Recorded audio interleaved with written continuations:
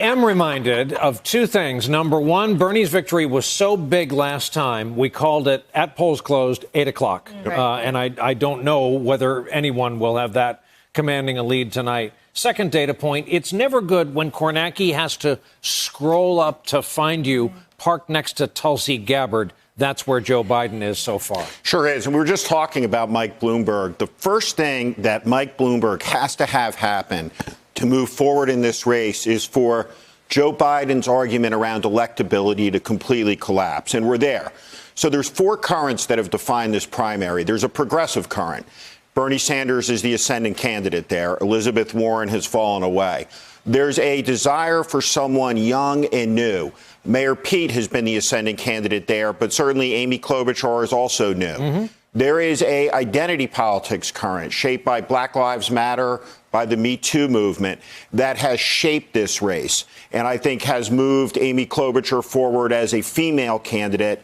And then lastly, and I think the most important dynamic is electability. And this is where Joe Biden put his stake into the ground. He said, I'm the person who can beat Trump. Now, I think there are some candidates that I just named that will not beat Donald Trump in a general election. But if you can't beat Mayor Pete and you can't beat Bernie Sanders and you can't beat Amy Klobuchar, you lose your standing to claim that, hey, I'm going to beat Donald Trump.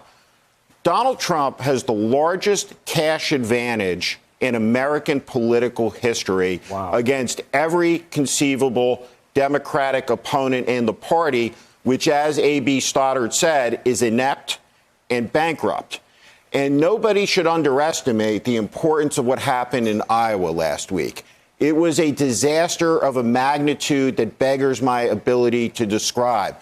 The collapse of that technology platform is not something that's going to beset the Republicans in November, who have a light year distance in the technology gap between their side and the Democratic side. And so as we come out of this, whoever does well tonight, the question is, where is the next place they win?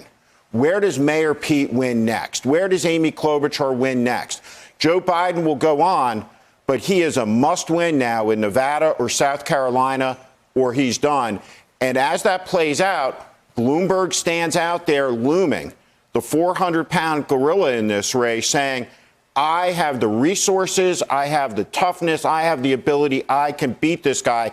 And we saw today what a Donald Trump presidency unleashed and unhinged and unbound and undeterred by any effects from impeachment looks like. Hey there, I'm Chris Hayes from MSNBC. Thanks for watching MSNBC on YouTube. If you want to keep up to date with the videos we're putting out, you can click subscribe just below me or click over on this list to see lots of other great videos.